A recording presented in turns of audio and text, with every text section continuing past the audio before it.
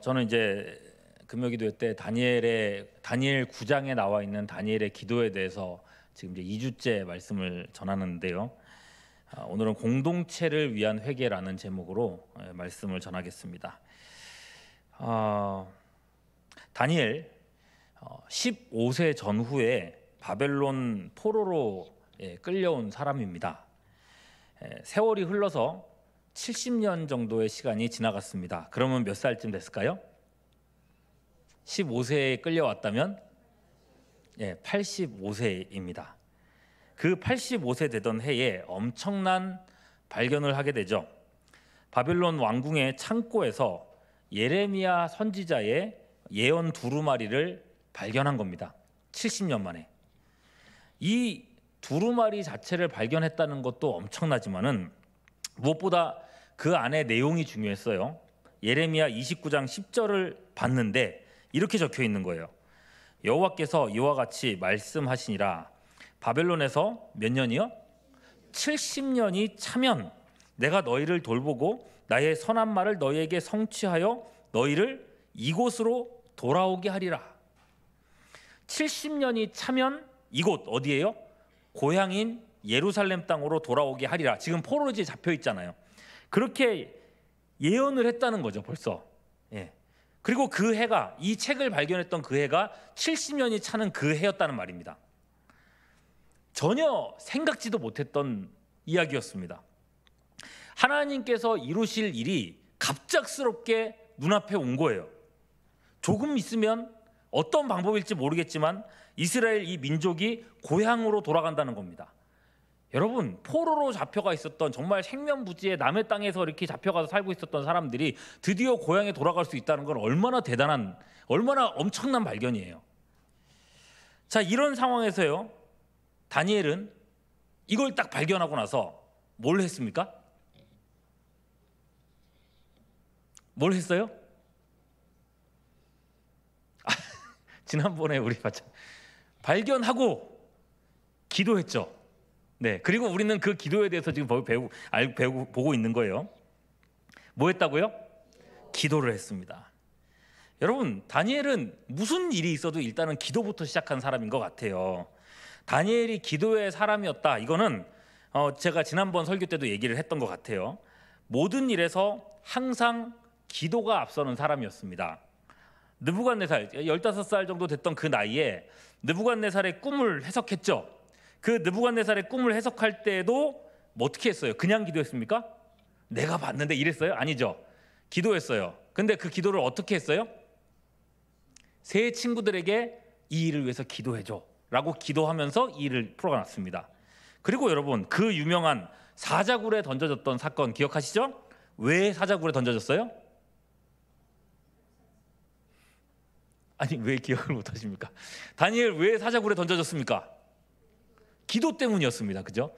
왕 외에 다른 신에게 기도하는 누구든지 사자법이 되게 하겠다는 법이 선포됐는데도 기도하다가 사자굴에 던져진 거잖아요. 기도의 사람이었어요. 그죠? 지금도 마찬가지입니다. 이 엄청난 예언 말씀을 접하자마자 다니엘은 기도를 시작했다는 거예요. 자, 기도하는데 여러분이라면 이런 글을 발견하고 기도를 시작한다면 어떤 기도를 하실 것 같습니까? 여러분의 입장에서 생각해 보세요. 어떤 기도가 나올 것 같아요? 일단 그렇죠. 하나님이 이런 은혜로운 약속을 주셨다니 발견하고 나면은 하나님 감사합니다. 이게 먼저 나오지 않겠습니까? 아닙니까? 그죠? 피곤할 때는 자꾸 대답을 해야 됩니다.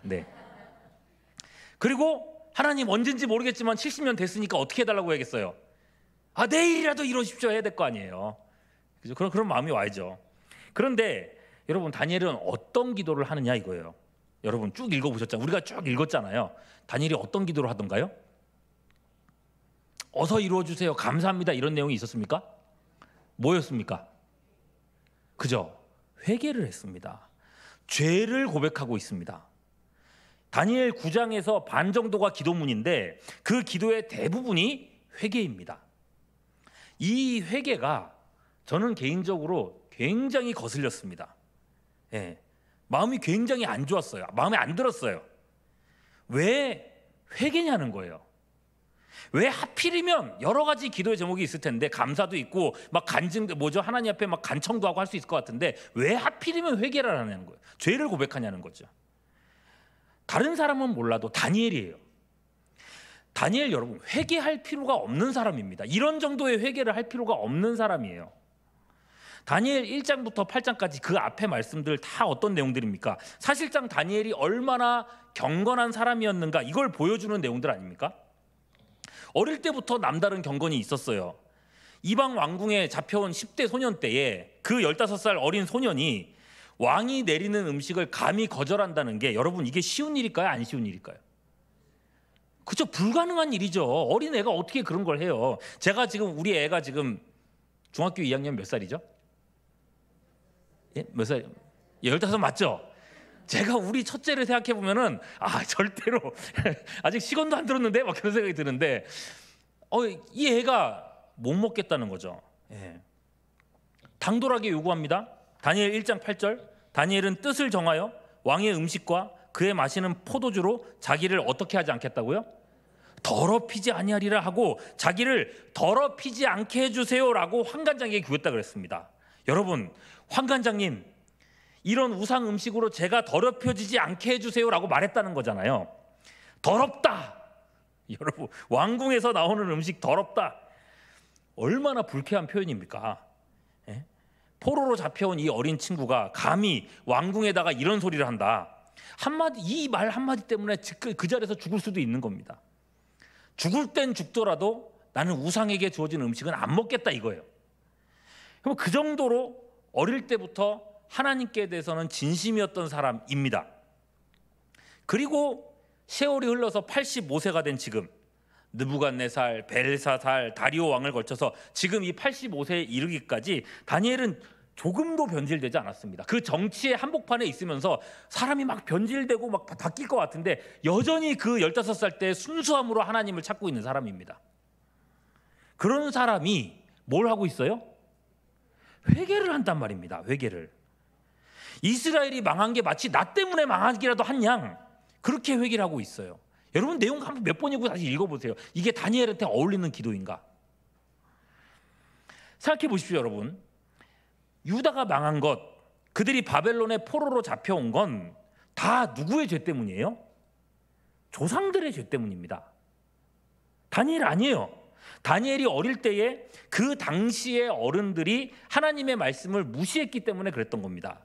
당대의 선지자, 그 옛날 시대의 선지자 예레미야가 그렇게 울면서 간청을 하고 하나님 말씀 들어야 산다고 얘기해도 그걸 다 무시하고 적반하장으로 나왔던 그 기존 세대의 죄악 때문에 망한 겁니다.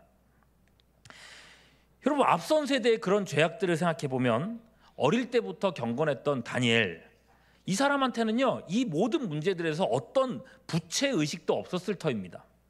그랬다면 다니엘 입장에서는요 이런 말씀을 발견했을 때에 좀 더 당당하게 구할 수도 있었을 것 같아요. 하나님 우리 조상들이 잘못했습니다. 그들이 잘못했습니다. 당시 어른들이 하나님의 말씀을 무시하고 그래서 우리가 이렇게 고생을 하고 있습니다. 여러분 이거 맞아요 틀려요? 맞잖아요. 잘 모르겠어요. 그러면 안 됩니다. 그리고는 자기는 어떻게 기도하면 돼요? 이게 다 조상들의 잘못이라고 고백을 하고 자기는 어떻게 하면 돼요? 하나님 다니엘 실제로 그랬으니까 내가 70년 동안 어떻게 살았는지 주님 아시잖아요. 내가 주님 위해서는 목숨도 걸었던 거 아시잖아요. 사자굴에도 들어갔잖아요. 저 같은 사람들이 있는데 저 같은 사람 어여삐 여기셔서 이런 상황 속에서 우리를 구원해 주십시오. 약속을 이루어 주십시오. 이렇게 나왔어야 정상일 것 같습니다. 예. 이럴 때 자기 어필을 좀 해야 되지 않겠습니까? 그런데 다니엘은 그렇지 않았다는 말입니다. 그토록 극악무도했던 그 조상들과 하나님의 말씀 앞에 그렇게 순종하지 않았던 그 조상들과 하나님 앞에 그렇게 순종했던 자기 자신을 똑같은 입장에 두고 기도를 하고 있습니다. 우리라고 합니다. 우리의 죄입니다라고. 오늘 본문 말씀 다시 한번 보실게요. 자, 5절 말씀 뭐라고 됐습니까? 우리는 이미 범죄하여 패역하며 행악하며 반역하며 주의 법도와 규례를 떠났사오며. 6절 또 누가요?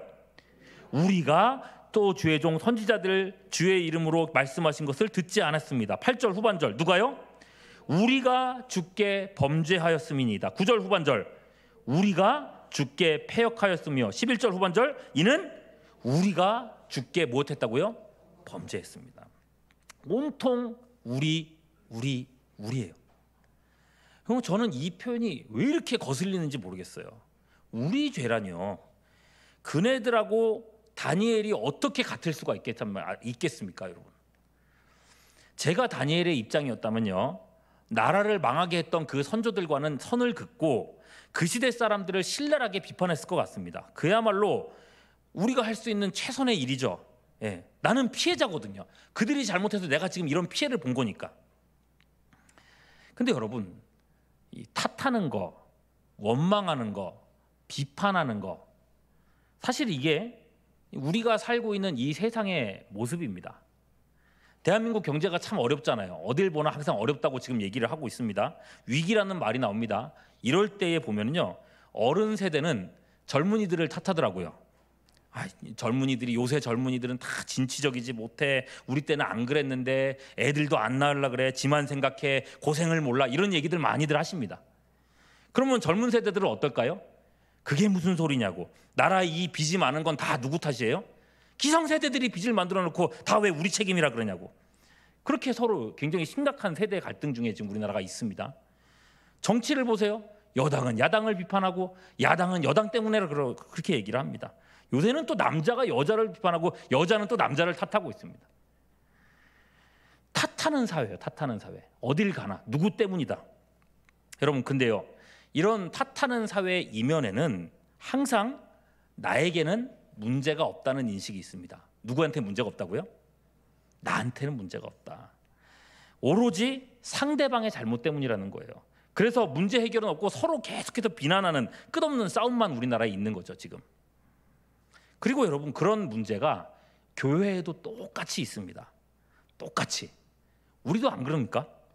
잘못된 행동을 하는 목회자, 교회, 교인, 사람들, 여러분, 이런 것들과는 우리는 자꾸 선을 그으려고 합니다. 우리는 저들과 다르다. 나는 저들과는 다르다. 나는 저렇게 행동하지 않는다. 그러면서 우리 교회는 괜찮은 교회야. 나는 좋은 신앙이냐. 이렇게 여기면서 기도합니다. 뭐라고요? 아이고, 하나님 감사합니다. 나는 저런 식으로 신앙생활 안 해서 감사합니다. 우리 교회는 저런 식으로 신앙생활 안 하게 해주셔서 감사합니다라고 기도한단 말이에요. 근데 여러분, 생각해 보세요. 이런 기도, 나는 저렇지 않아서 감사합니다라고 하는 이런 기도, 어디선가 많이 들어본 것 같지 않습니까? 누구의 기도일까요? 역시 잘 아시네요. 신약 성경 들으니까 잘 아시는 것 같아요. 바리새인의 기도가 그랬죠. 그죠? 바리새인의 기도. 누가복음 18장 11절 12절입니다. 바리새인은 서서 따로 기도하여 이르되, 하나님이여, 뭐라 그래요? 나는 다른 사람들, 곧 토색, 불의, 간음하는 자들과 같지 아니하고 이 죄인인 세리와도 같지 아니함을 어떻다고요? 감사하나이다. 나는 일해에 2번씩 금식하고 소득의 11조를 드리나이다. 나는 하나님 앞에 이렇게 잘 살고 있고 저런 사람들과 같지 않아서 너무 감사합니다. 이게 바리새인의 기도였어요. 여러분, 이런 기도에 대해서 주님은 뭐라고 평가하십니까? 누가복음 18장 14절 같이 봅니다. 시작. 내가 너희에게 이르노니 이에 저 바리새인이 아니고 이 사람이 의롭다 하심을 받고 그의 집으로 내려가느니라. 죄인이면서 내가 죄인이라고 고백했던 그 세리가 의롭다고 됐다는 거예요. 이 바리새인의 기도 옳지 못하다고, 하나님께서 안 받아주신다고 말씀하고 있는 겁니다. 그럼 여러분, 생각해 보시죠. 우리의 기도, 우리가 서고자 하는 자리는 누구에게 더 가까운 것 같습니까? 다니엘입니까? 아니면 바리새인입니까?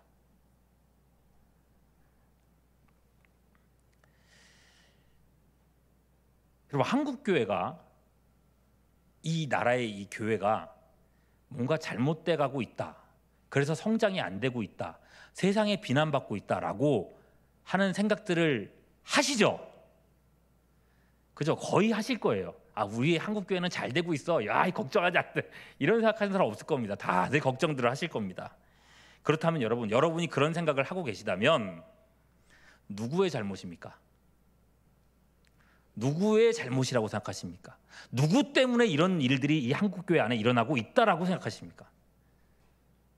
어떤 성적인 범죄를 일으킨 어떤 목회자들 때문입니까?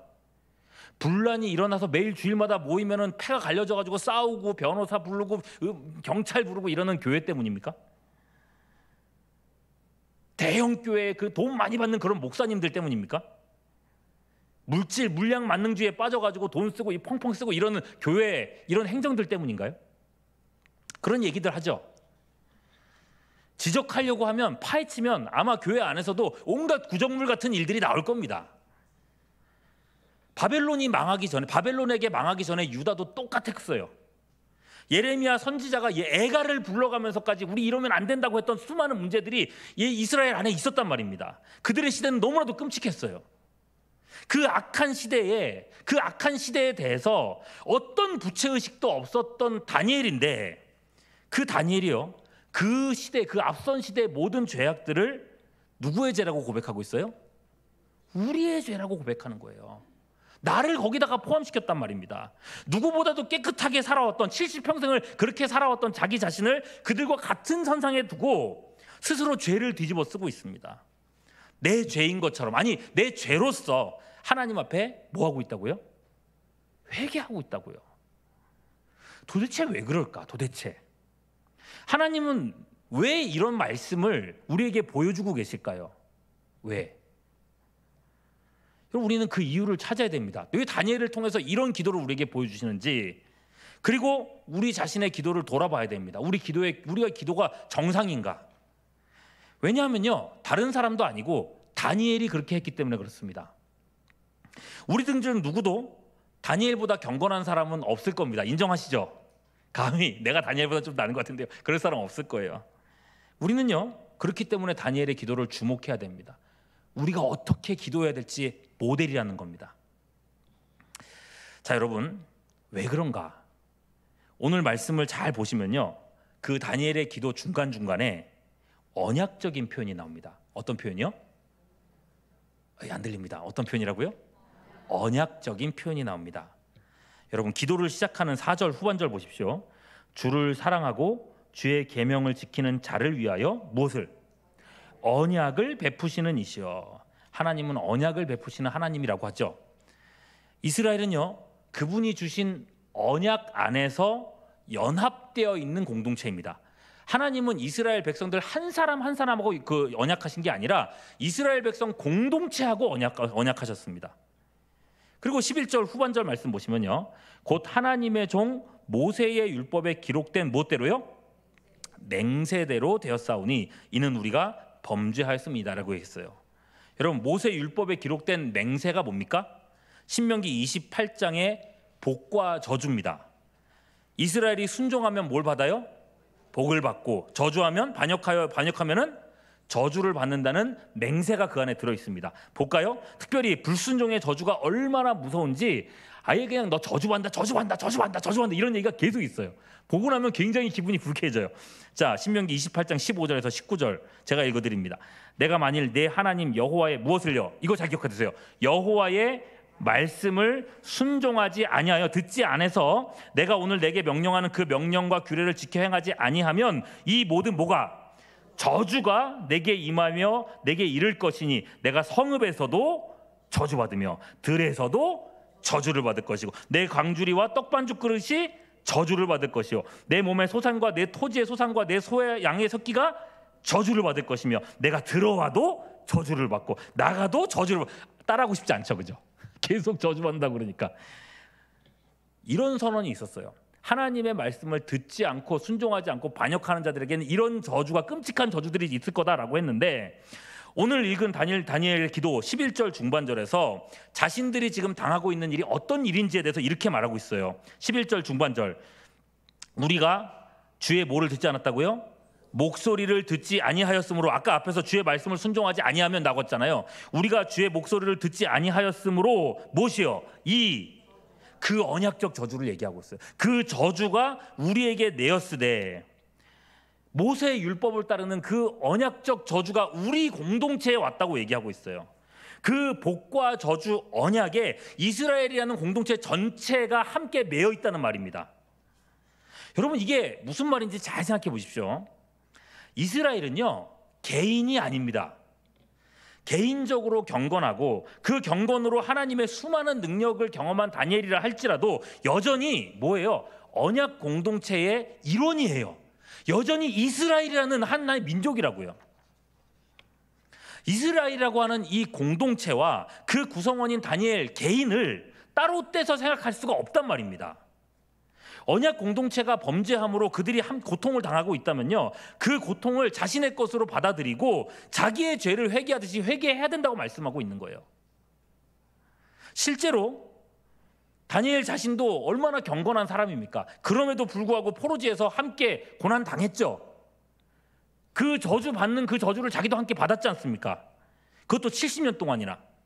여러분, 이 사실 자체가 자신이 이 언약 공동체와 떨어져 있지 않다는 반증인 거예요. 다니엘은요, 이 사실을 억울해하지 않습니다.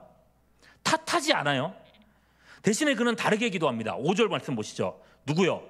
우리는 이미 범죄하여 패역하며 행악하며 반역하여 주의 법도와 규례를 떠났사오며. 이제 보니까 이해가 되죠. 우리라고 하는 이유가 전체 내용이 다 그래요. 우리가 범죄했기에 우리가 함께 수치를 당하는 게 마땅하다고 얘기를 하고 있는 거예요. 자, 여러분, 우리 입장에서 이제 우리의 진짜 여러분 우리의 입장에서 생각을 해보시죠. 우리 역시도요, 언약 공동체입니다. 예수님께서 새 언약을 주셨죠. 무엇으로요? 떡과 잔으로. 그죠? 이 떡과 잔을 마시는 자마다 언약에 동참하는 자라고 했습니다. 여러분, 우리가 속해 있는 이 교회뿐만 아니라 한국 교회 전체가 함께 떡과 잔을 나누는 예수 그리스도의 한 몸입니다. 한국 교회 전체가 언약 공동체입니다. 언약 공동체라고요. 예수님의 한 피를 받은 한 몸이란 말입니다. 니네 교회 따로 있고 우리 교회 따로 있고 그렇지 않다는 거예요. 그래서입니다. 그래서요, 잘 보세요. 어떤 한 교회에 분쟁이 나거나 어떤 한 목회자에게 도덕적인 문제가 생겼을 때에 여러분, 이거는요, 그 교회의 문제로 끝나지 않고 언제든지 한국 교회 전체의 흠으로 나오는 겁니다.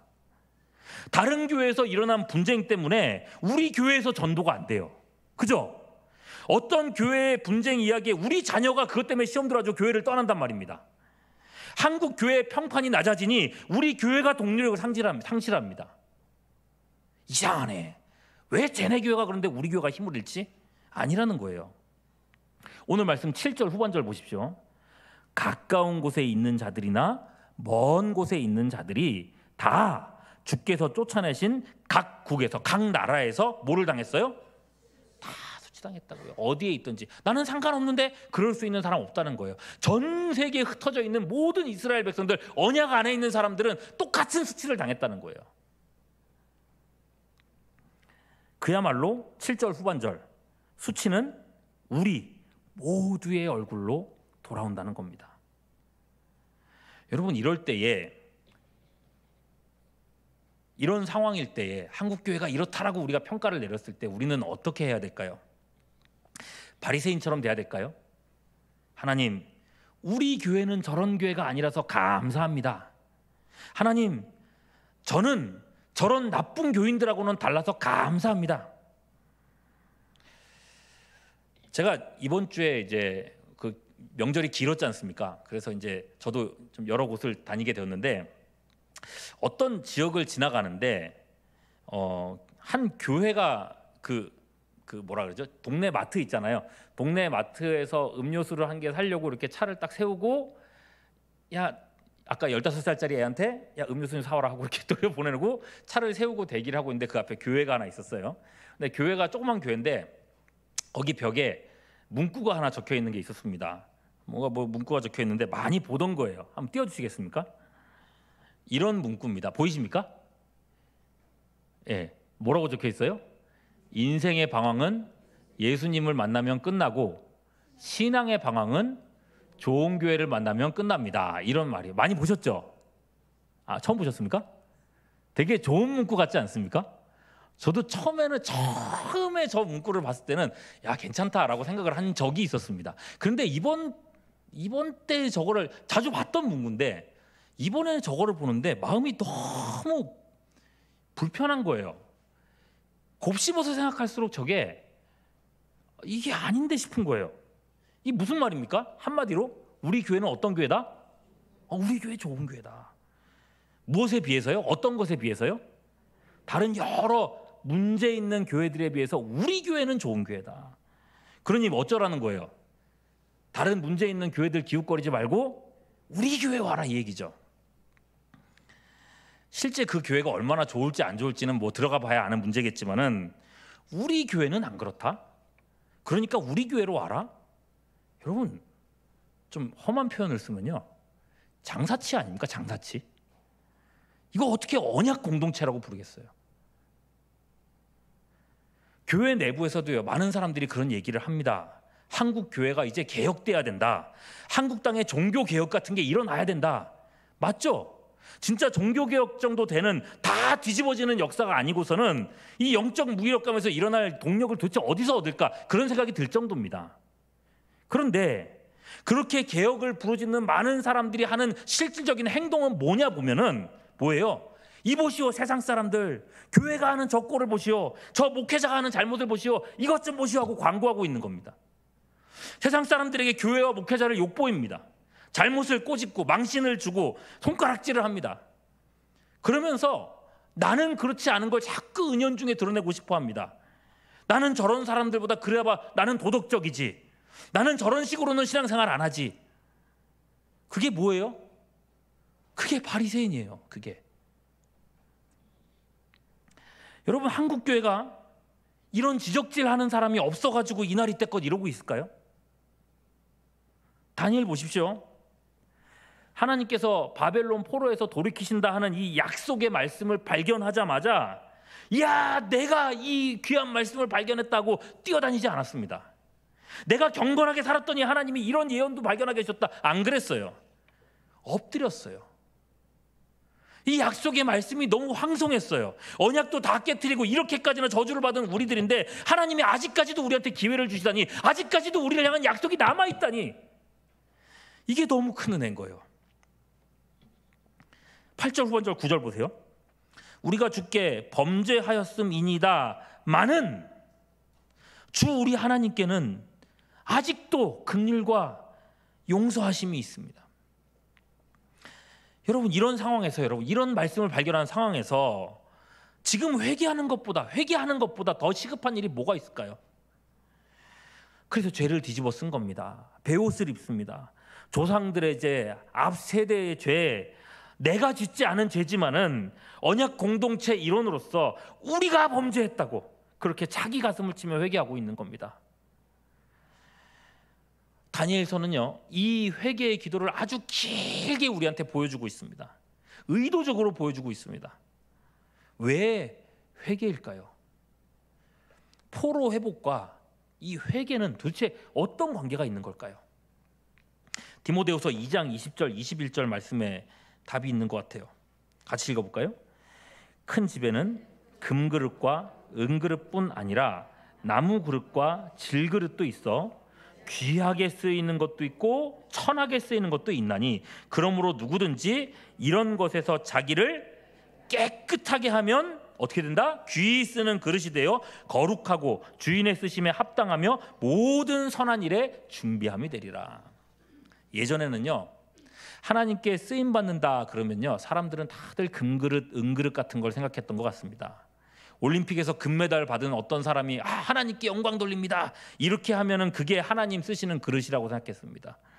사업 성공해가지고 돈 많이 벌고 큰 사업하는 사람이 하나님이 나한테 이런 복을 주셨습니다라고 간증하면 그게 귀한 그릇이라고 생각했던 때가 있습니다. 아니었죠. 오히려 그런 사람들 때문에 교회가 욕먹는 일들이 오히려 더 많아졌는 것을 우리가 보지 않았습니까? 주님은 뭐라고 말씀하십니까? 어떤 그릇이요? 금그릇, 은그릇? 아니죠. 뭐라고 했어요? 자기를 깨끗하게 하는 그 그릇이 귀하게 쓰임받는다. 왜 회개냐고요? 왜 회개냐? 여러분, 성공을 했던 그렇지 않든 큰 교회든 작은 교회든 금그릇, 은그릇이 아닌 보잘것없는 나무그릇, 질그릇이라 할지라도 자기를 깨끗하게 하는 사람, 언약 공동체인 이 한국 교회, 우리 교회의 이 아픔과 죄악을 끌어안고 다니엘처럼 우리 죄라고 하나님 앞에 간구하며 눈물을 흘리는 그 한 사람, 그 한 사람을 통해서 하나님은 일하신다는 겁니다. 그 한 사람 때문에 부흥이 일어나고 그 한 사람 때문에 그 한 사람으로부터 개혁이라는 게 시작된다는 거예요. 여러분, 그것도 그럴 것이 이게 예수님의 모습 아닙니까? 예수님이야말로 죄와는 상관없는 삼위일체 하나님이셨습니다. 우리의 죄악에 대해서 예수님에게는 어떠한 책임도 없었습니다. 그럼에도 예수님은 우리 죄를 짊어지셨습니다. 엘리 엘리 라마 사박다니, 나의 하나님 어찌하여 나를 버리셨습니까? 일체이신 그 성부께 버림받으시는 자리에까지 내려가셨습니다. 겟세마네 동산에서 마치 죄인처럼 기도하십니다. 죄인처럼. 그러한 짊어지심으로, 대신하여 죽으심으로 우리를 구원하셨단 말입니다.